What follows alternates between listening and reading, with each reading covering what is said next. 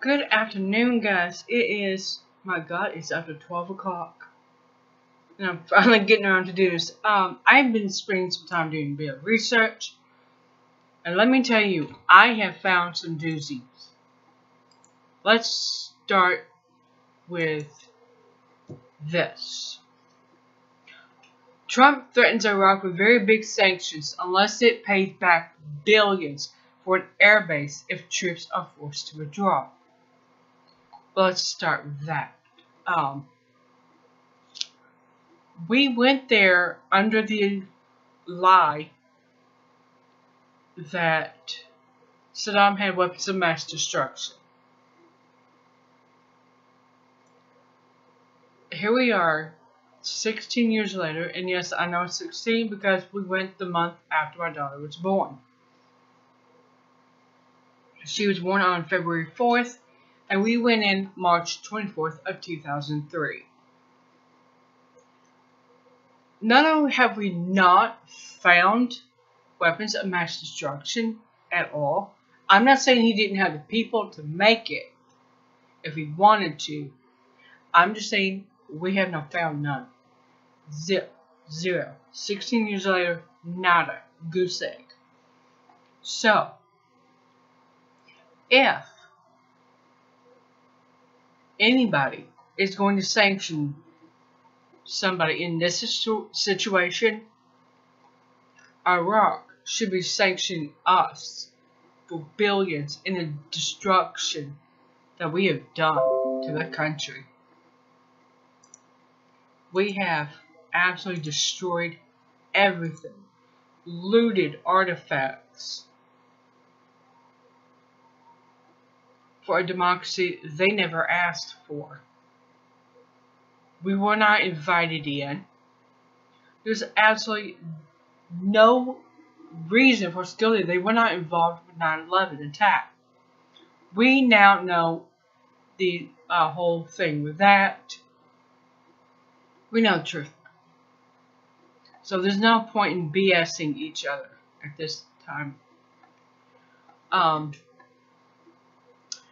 Next story. Trump defends assassination of Iranian military leader. Okay. This general, Qasem Soleimani, has helped a great deal in eliminating ISIL, Israeli intelligence, CIA, whatever the hell you want to call them. Either way, he's helped to eliminate them in Syria. I guess that's the main problem they don't like, is he's been so effective.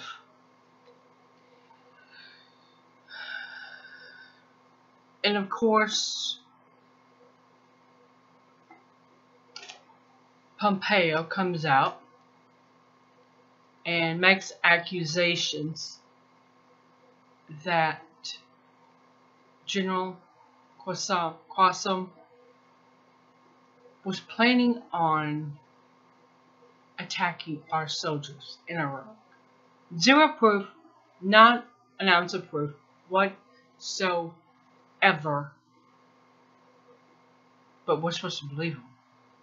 We believed him when they said Afghanistan was that Bin Laden was behind the 9/11 attacks. We believed them when they said Saddam Hussein had weapons of mass destruction.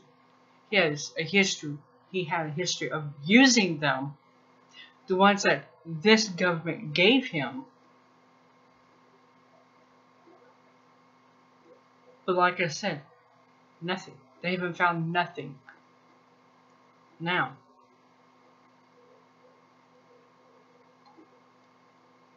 I do not know much about the Iranian culture. I will be the first to admit. Let me start you out with this headline. 80 million bounty for Trump's head offered on Iranian state TV report.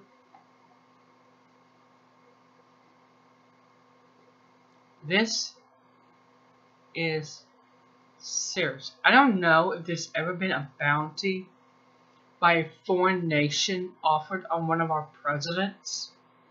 We should call him Puppet and Pontus, or President Puppet, to be honest here.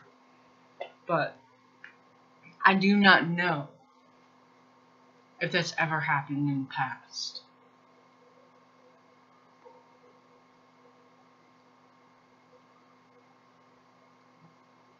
The thing they need to understand is that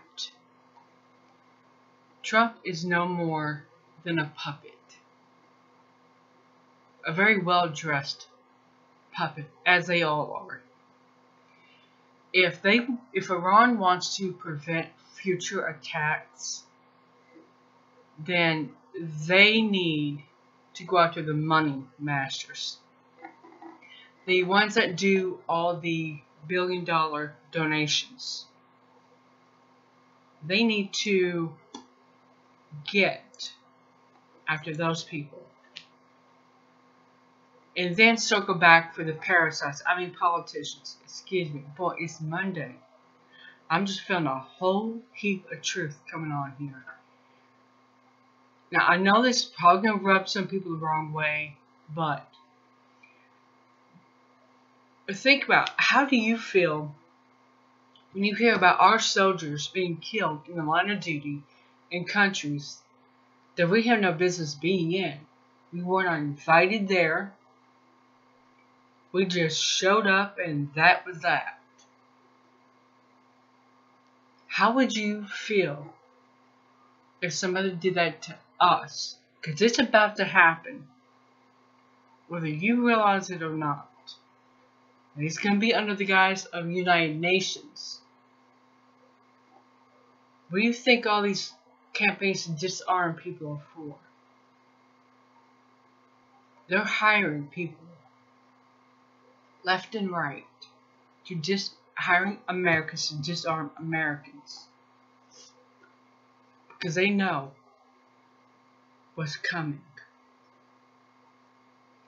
Now, think about how that's going to go over, how you're going to feel when you have somebody show up at your door, and if you don't turn over your goods, your resources, give them control and power, because this is what it's all about. And the control and power that money can buy. Don't you think you'd fight back? I mean, we've bullied every country this government has, and we're just as guilty. Because we've sat on our asses, played around with our phones, and did nothing to stop it. Not a thing in the world. Now, comes a time to pay the fiddler. And unfortunately, Trump may be the one to pay the ultimate price. Or really? Don't forget, his mentor was Rory Cohn, the representative for Senator Joseph McCarthy, after he was railroaded into a Red Scare to doing one, and had his hands tied left and right. It's unreal. But I do know, every time I hear about a soldier that has died, one of ours has died, I want heads to roll. I want bloody revenge. They're no different. They want revenge. They want revenge. And they will get it, one way or another. So, now we start this week off with a rather grim look at the future. I look forward to your comments, your witticisms, or whatever it is you want to leave. I will give you the links to the articles And